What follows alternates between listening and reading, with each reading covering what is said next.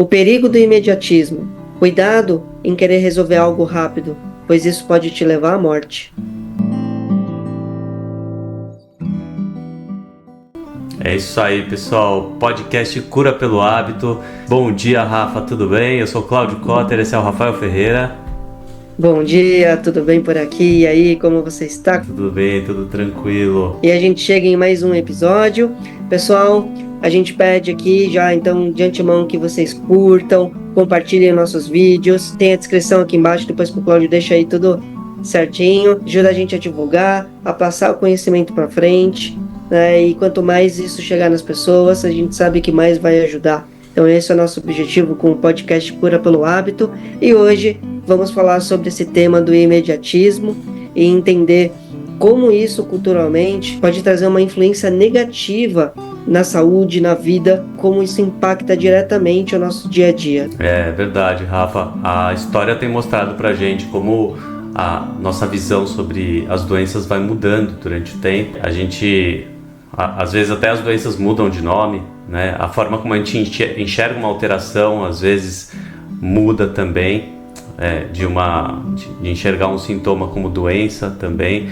No caso do Freud, ele enxergava aquela alteração no comportamento que não tinha como explicar fisicamente, ele chamava de histeria.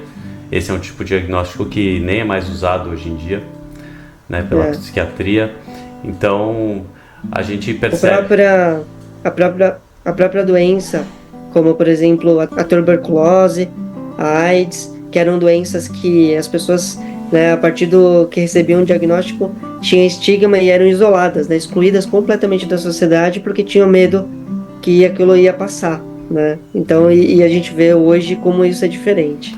E inclusive um dos episódios anteriores que a gente gravou sobre fibromialgia também é a mesma coisa, as pessoas começarem a se considerar fibromialgico, uma doença que foi estabelecida a partir de somatória de sintomas por padrões de comportamento na sociedade. Então a gente tem comportamentos depressivos, comportamentos de sedentarismo, comportamentos que levam a dor crônica, e isso foi somando e esse tipo de comportamento gerou um diagnóstico que a gente chama de fibromialgia.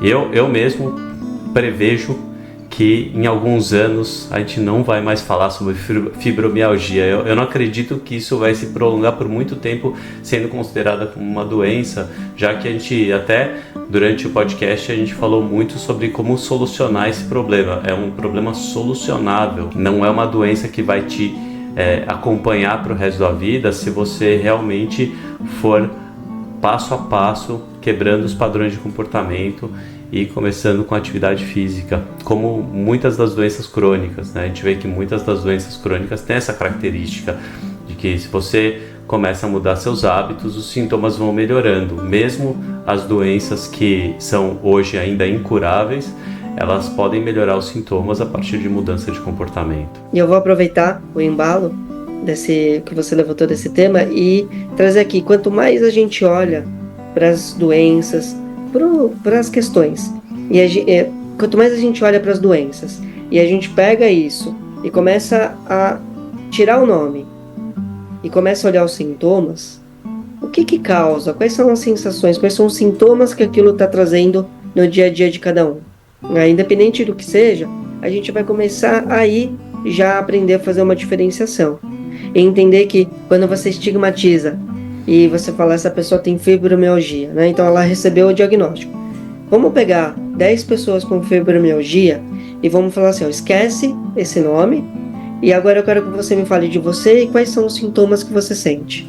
Cada um vai descrever uma coisa diferente em intensidades diferentes. Isso já ajuda a gente a começar a compreender e a diferenciar e começar a perceber o quanto a gente tirar o nome de alguma coisa, a gente já tira o rótulo, e quando a gente tira o rótulo, a gente abre para um campo vasto de opções, de caminhos, e começar a entender sintoma é um caminho de cura.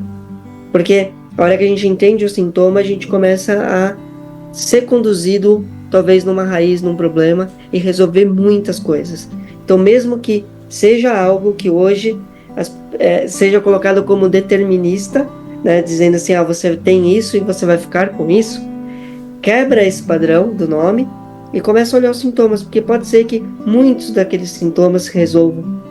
Isso, o que sobre, não seja significativo para impactar a sua vida a ponto de você não fazer nada ou a ponto de você não conseguir se desenvolver, né, Cláudio? Então a gente tem acho que essa palavra hoje do podcast é a palavra determinismo, que se moldou na cultura, principalmente na cultura ocidental, e as coisas ficaram deterministas, né? E esse determinismo leva muitas vezes a gente ao adoecimento e aceitar esse adoecimento ao ponto de morrer com ele ou morrer do processo sem ter tido a oportunidade de olhar de uma forma diferente e mudar o destino, né? Mudar a forma de viver. Então, por mais que seja algo que tenha uma assertividade grande, muitas vezes num diagnóstico, a forma como eu vou chegar nesse processo pode ser completamente diferente.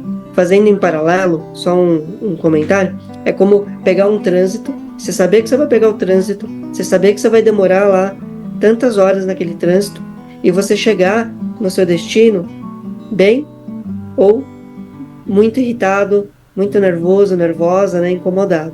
Então, muitas vezes a gente não vai ter alternativa mesmo no aspecto de onde isso vai chegar, mas a gente tem sim a escolha de como a gente vai chegar. Eu dou outro exemplo aqui de uma doença que a gente lida muito na nossa prática, que é a artrose, por exemplo. As pessoas perguntam muito pra gente assim, nossa, mas o que é artrose? Né? O nome é feio, né? Artrose, artrite. Aí você explica que é um processo degenerativo da articulação, ou seja, a sua articulação está envelhecendo mais rápido do que as outras. Essa articulação que você tem artrose está envelhecendo mais rápido do que as outras. Existe algum motivo para isso. Quando a gente fala de artrose, a gente está falando especificamente do que está acontecendo com a articulação, não os motivos que estão gerando isso. Quando a gente fala, por exemplo, artrite, a gente está falando de uma doença que pode ter alguns elementos autoimunes acontecendo, uma doença autoimune que pode estar provocando essa aceleração do desgaste da articulação. E aí você tem um aspecto mais degenerativo que é mais estudado pela reumatologia, porque é uma doença reumatológica, e aí tem aspectos no seu sangue, no seu DNA, que podem estar gerando essas alterações autoimunes que estão gerando o desgaste da articulação. Mas a artrose, na maior parte dos casos, e a maior parte dos casos que a gente pega na nossa clínica diária, ela acontece geralmente por desalinhamentos posturais, por maus hábitos de comportamento diário, onde a pessoa, por exemplo, fica muitas horas por dia sentada, com o joelho dobrado a 90 graus, que quando você, não sei se vocês sabem, mas assim, quando a gente está sentado na posição de 90 graus com o joelho por horas, a gente está comprimindo a cartilagem do joelho uma contra a outra. Isso dificulta a nutrição da cartilagem e isso faz com que ela envelheça mais rápido. E o simples fato de você começar a movimentar o seu joelho mais vezes por dia já vai fazer com que haja uma troca do líquido que banha a cartilagem, vai facilitar a nutrição desses tecidos, vai lubrificar melhor, é como se você estivesse trocando óleo do teu motor lá, da tua articulação, da tua engrenagem, e isso vai evitar que aconteça esse processo ou desacelerar o processo de degeneração, de envelhecimento da tua articulação. Mas a minha articulação, eu já tenho lá um diagnóstico que tem condromalácia grau 3, não tem mais jeito, já está danificada. O desgaste da cartilagem, mesmo já tendo acontecido, não é um veredito de que você vai ter dor pro resto da vida. E essa também é uma fala determinista, da gente achar que só porque degenerou, agora vai doer.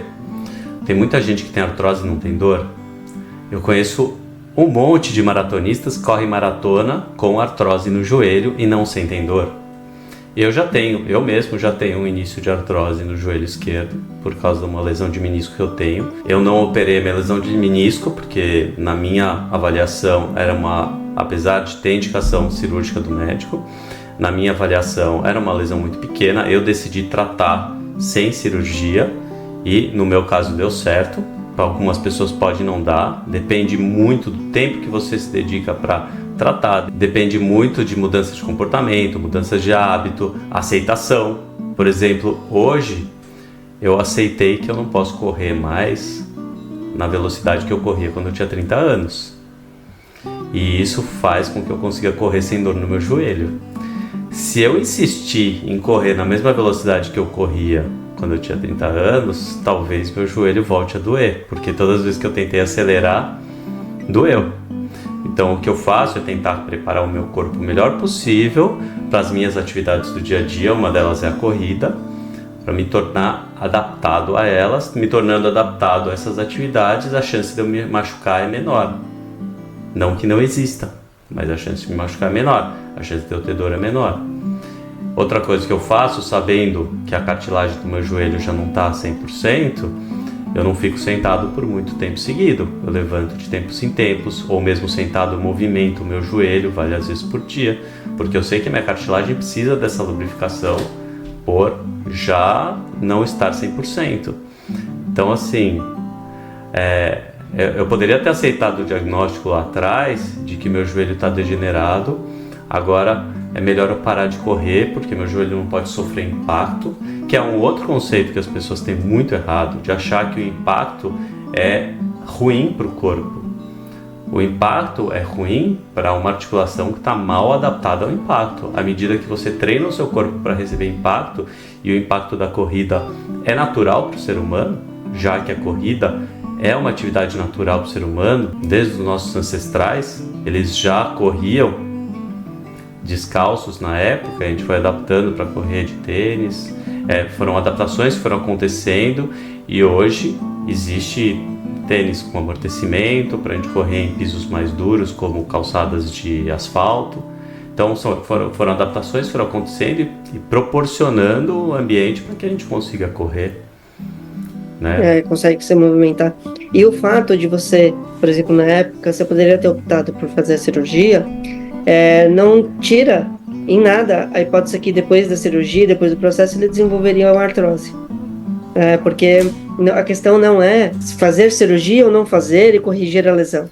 A questão é como o organismo está se adaptando. E por que o organismo está gerando aquelas adaptações a ponto de gerar uma sobrecarga maior naquela articulação ou naquele ponto para que o processo degenerativo se acelere. Então isso também são questões para a gente olhar. E o que a gente traz aqui sai do determinismo, sai de que alguma coisa já é determinada, pronto, acabou, porque o nosso organismo ele é muito adaptável. Para vocês terem ideia, se a gente pensar e considerar DNA, 2% do nosso DNA ele é estrutural, quando a gente falaria assim, que vai ser determinado a cor dos olhos, cor do cabelo, cor da pele. Os outros 98% é completamente metabólico, de acordo com a interação com o meio. Então, nós somos muito adaptáveis, o nosso organismo é muito dinâmico. Então, vamos trazer um olhar mais amplo para as coisas. Tirem os nomes, vamos tirar rótulo, porque o rótulo que é o problema. A gente tira o rótulo e a gente começa a olhar sintoma, começa a olhar as questões, porque isso traz a oportunidade de a gente começar a perceber que as coisas elas têm muitas raízes, tem uma questão multifatorial envolvendo. Então, tem como eu me relaciono, tem as memórias inconscientes que estão atuando para eu me adaptar daquela forma, tem o meio que eu estou fazendo. Às vezes eu estou lá, me propus a fazer exercício, me coloquei em situações, só que elas não são tão boas, só que elas não são tão adequadas assim. Então pode ser que eu preciso de uma ajuda para me adequar melhor àquela posição, ou me adequar melhor àquilo que eu estou me propondo a fazer, para que eu possa diminuir as compensações. Porque o que gera os problemas são as compensações que a gente vai fazendo, que é a adaptação. Então a gente vai trazendo a oportunidade, quando a gente olha para sintoma, de ir corrigindo as adaptações e assim gerando o que? Então, adaptações positivas ou adaptações benéficas, vamos colocar essa palavra, benéficas, que nos beneficiam. Então, por exemplo, eu quero começar a correr. Tudo bem, você pode fazer um preparo para começar a correr. Então, como a gente vai fazer? Você vai lá, eu quero começar a estudar algo, então eu me preparo para aquilo. Então, o preparo, ele vai trazendo para a gente grandes benefícios. Mas a gente precisa, e vou colocar essa palavra precisa, porque realmente precisa tirar o determinismo, tirar o rótulo e começar a olhar para as coisas, sintomas, e começar a compreendê-las. Porque é a partir daí que a gente ganha a oportunidade de realmente melhorar. Não é, Cláudio? Você falando desse tema, me veio na cabeça uma série que eu vi na Netflix. O pessoal vai achar que eu só assisto Netflix, sou viciado. Sou um pouco. Um pouco. Um pouco. Tem tudo a ver com a questão do imediatismo. A série chama O Império da Dor, em inglês é Painkiller, que é uma série, vou dar um pouquinho de spoiler aqui, então quem não quiser ouvir, passa um pouco pra frente o vídeo.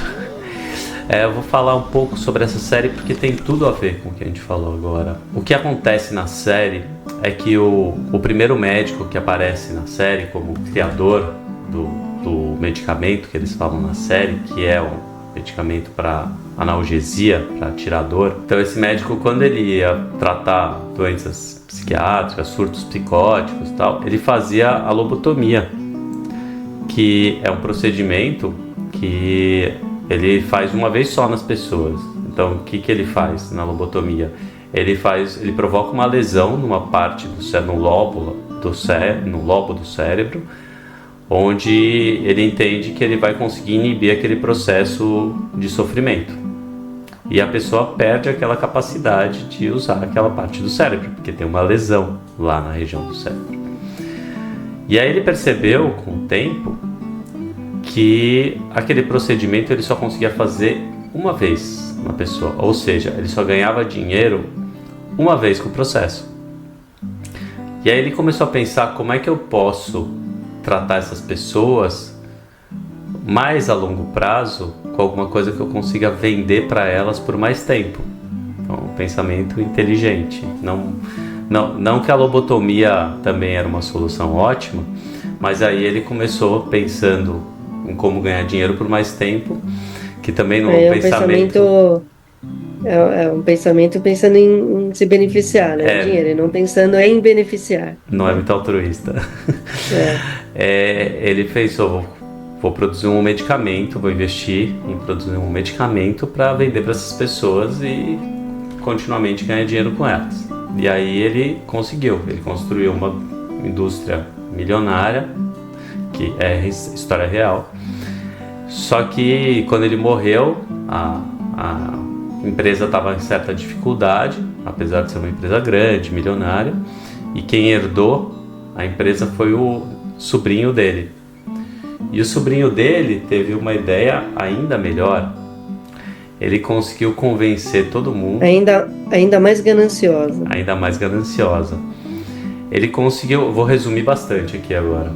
Ele conseguiu convencer as pessoas, a FDA, todo mundo. Lógico que o convencimento às vezes veio por influência negativa, né, dentro da FDA, influência, isso mostra tudo no filme. Ele conseguiu convencer as pessoas de que o medicamento mais viciante que a morfina poderia ser usado em processos de dor articular, dor nas costas, dor no joelho, em processos de dor crônica, pessoas que estavam sofrendo com dor há muito tempo.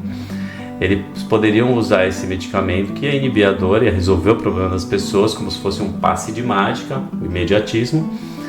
Só que tem essa questão, era um remédio mais viciante, era uma droga mais viciante do que a morfina, que era usada só em pacientes terminais, entendam? A morfina já é um medicamento viciante e é usado mais em pacientes terminais, porque eles estão em sofrimento, para que eles não sofram tanto nessa fase terminal da vida. Com a questão da dor, dor física mesmo. Com a questão da dor, porque é um problema já sem solução, então vamos dar um medicamento para acalmar um pouco essas pessoas e elas terem mais conforto nesse final. Ele conseguiu pegar um medicamento mais viciante que a morfina e dar para pessoas com problemas não terminais. E é lógico que isso criou um problema social dos Estados Unidos, principalmente, onde se popularizou esse medicamento. As pessoas começaram a usar o medicamento como droga, porque eles começaram a perceber que esmagando o medicamento ele poderia ser cheirado e dar efeito mais rápido. como se fosse uma cocaína. E, bom, não preciso dizer as proporções, virou tráfico, alguns médicos se corromperam no processo, foi uma coisa terrível, né? E ainda tem consequências disso aqui nos Estados Unidos até hoje. É lógico que esse medicamento é muito mais controlado hoje em dia, porque perceberam o erro que fizeram, mas é tudo por causa do imediatismo, querer resolver o problema de forma rápida, e o paciente fica meio que na mão da indústria, na mão do médico nessa hora, por confiar, né? Porque a gente confia. Então, é uma relação de confiança. A forma como a gente olha para essas coisas é importante. Então, quando a gente está tratando um problema, tratando uma doença, se a gente tentar resolver de uma forma rápida, a gente corre muito risco em outras situações. Não precisa ser com um medicamento tão forte como esse, uma droga tão forte, mas em outras situações acontece a mesma coisa. A gente busca soluções rápidas, soluções fáceis o tempo inteiro por querer resolver rápido os nossos problemas. Mas existem problemas crônicos que a gente não vai conseguir resolver com uma pílula, a gente não vai conseguir resolver com uma sessão de fisioterapia ou com um tratamento, algum procedimento médico, uma cirurgia. Existem problemas que a gente não consegue resolver de forma rápida e dependem que a gente mude nossos hábitos, que a gente mude o nosso comportamento, a forma como a gente se comporta, que é a raiz do problema que está gerando os sintomas, sendo uma doença curável ou não. Então, soluções rápidas e imediatas, elas, é importante colocar isso, na maioria das vezes, elas não serão soluções duradouras. Elas serão só para amenizar, para melhorar uma condição que está sendo muito difícil por um momento. E aí, dali em diante, cabe a nós ir para a investigação. Abrir e olhar os sintomas, começar a olhar para isso. Porque a gente traz essa coisa mesmo de querer resolver e tirar aquilo da vida, porque eu não quero isso na minha vida. E isso tudo porque em torno do quê? Porque ameaça a vida. Então, tudo aquilo que ameaça a vida traz muito medo, traz muita angústia, traz muita ansiedade. E esse é o grande impacto que a gente tem, um grande problema social. Então, quando a gente olha o desenvolvimento cultural e as coisas como elas vão se desenvolvendo, elas se moldam em torno do quê? Em prol da vida, de manter a vida. No final, tudo é para manter a vida. Só que em qual condição manter a vida?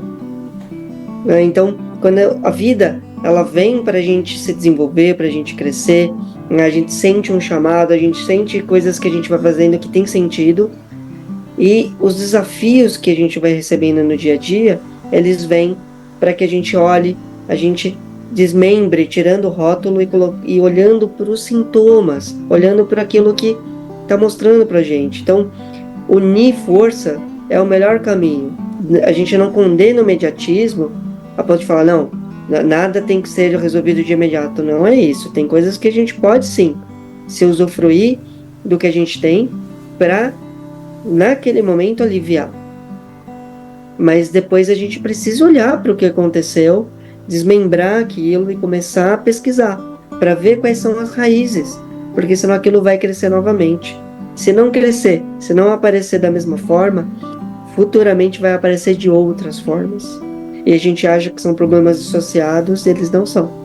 Como a gente falou no podcast, né, da fibromialgia, se eu não me engano, que você começa com um cortezinho que forma uma cicatriz no dedinho do pé, que gera uma adaptação, que começa a dar dor lombar, que futuramente começa a dar problema no joelho, uma artrose, e que aí depois aparece como diabetes. E aí você fala assim, ué, diabetes, o que tem a ver com a cicatriz do pé? E aí a gente falou lá, do todo o processo. Então, quando a gente começa a correlacionar, a gente começa a descobrir essas coisas. Então, o imediatismo, ele vai ajudar, muitas vezes, a acalmar a gente naquele processo que a gente está precisando, para a gente poder aí sim ter condição de olhar. Então, uma dor muito forte, uma dor atenuante, que eu possa resolver ali com um medicamento, ok, eu melhoro ali naquele momento, mas depois eu tenho que olhar para isso. Senão aquele processo vai virar uma coisa futuramente que vai trazer grandes consequências. E por isso a gente abriu o podcast com a questão que pode levar a gente à morte. Que pode mesmo. O imediatismo, resolver algo agora, pode ser daqui a um tempo o fim. O fim de uma empresa, o fim de uma pessoa, o fim de qualquer coisa que seja. Por quê? Porque a gente não olhou para os problemas reais. Só olhou para o que estava aparente. Essa questão é um problema social também, a gente tem que enxergar, né, como você mesmo disse, a questão social, até porque assim, no Brasil, nos Estados Unidos, em diversos países, a gente vê que muitas pessoas vão apelar para esse tipo de tratamento mais imediatista, porque tratamentos de primeira linha são caros. A gente acessar, fazer 10 sessões de fisioterapia, pode para algumas pessoas ser caro, né, no particular, e fazer tratamentos multidisciplinares, né, como a gente prega que é o ideal, fazer fisioterapia, com acupuntura, às vezes usar outros tratamentos agregando, quiropraxia, né? A gente preconiza isso como ideal, a gente traz isso muito na nossa prática diária, mas a gente sabe que não é todo mundo que tem condições. E muitas pessoas vão optar pelo medicamento como se fosse uma solução viável naquele momento. Porque nesse momento eu não posso pagar outro tipo de tratamento. Só que o outro lado dessa questão é ficar adiando a resolução do problema e o problema é ir se agravando. A gente vê muitos casos de pessoas que ficaram anos tomando remédio para uma dor e as articulações foram se degenerando. E quando elas decidiram realmente investir o tempo e o dinheiro delas para resolver o problema e parar de gastar com remédios que não estavam sendo a solução, né? Só estavam adiando o problema, o problema era muito mais grave, os sintomas eram muito piores já, porque cada vez esses medicamentos analgésicos que inibem a dor, eles anti-inflamatórios, eles vão só adiando o problema, porque com o tempo a sua articulação continua ele não é a cura para o problema, ele só está mascarando o problema. E a sua articulação continua se degenerando. Então, lembrando que tudo que a gente toma, tudo que a gente ingere, vai ser metabolizado pelo fígado, pelos rins, e o uso desses medicamentos a longo prazo podem criar problemas de toxicidades medicamentosas. E aí chega um ponto que você não pode nem mais tomar remédio, né? Então tem casos por exemplo, eu conheci uma pessoa que ela, né, na verdade, que a esposa dele, ela teve artrite, ela desenvolveu artrite por intoxicação medicamentosa, porque ela tinha dores, dava um remédio, e ela desenvolveu intoxicação e uma artrite muito séria, assim, num nível muito alto por conta da medicação. E aí ela só podia se usufruir da acupuntura para conseguir amenizar a dor. E tem muitos casos assim. A minha esposa mesmo, ela tomou analgésicos por muitos anos, e quando ela decidiu entender o que estava acontecendo no organismo dela, porque ela tinha tantas alergias, tantas reações a vários tipos de outros medicamentos, reações a todo tipo de... Ela começou a ter reação a tudo, a elástico da calça, reação à poeira mais intensa, reação a vários alimentos.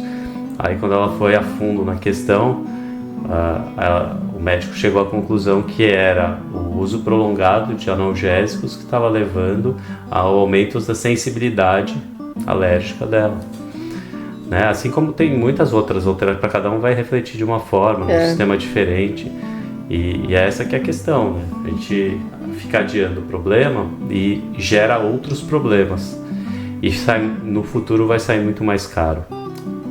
É isso aí. A nossa proposta é sempre ir pelo caminho que seja mais saudável e ao mesmo tempo que não gere consequências no futuro. Se a gente trabalhar com movimentos, se a gente trabalhar com mudança de hábito, se a gente trabalhar com alimentação saudável, tudo que a gente fizer hoje para reequilibrar o nosso organismo, para reequilibrar a nossa rotina, vai favorecer as quebras de padrões, que estão gerando todos esses sintomas. E tire os rótulos. Eu acho que hoje o que a gente deixa de mensagem é tire os rótulos, porque o rótulo é determinista. A partir do momento que a gente tirou o rótulo, que a gente tirou o determinismo, a gente cria um mundo de possibilidades e opções. E hoje a gente vive num mundo em que a gente tem muitos recursos e muitas opções. E aí a gente pode achar caminhos que são caminhos saudáveis, caminhos que vão levar a gente para um movimento melhor de vida, né, e ajudando a gente a se desenvolver.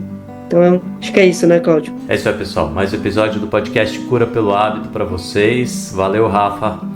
Valeu, Cláudio. A gente se vê no próximo. Até mais. A gente se vê, até mais. Valeu, pessoal. Valeu.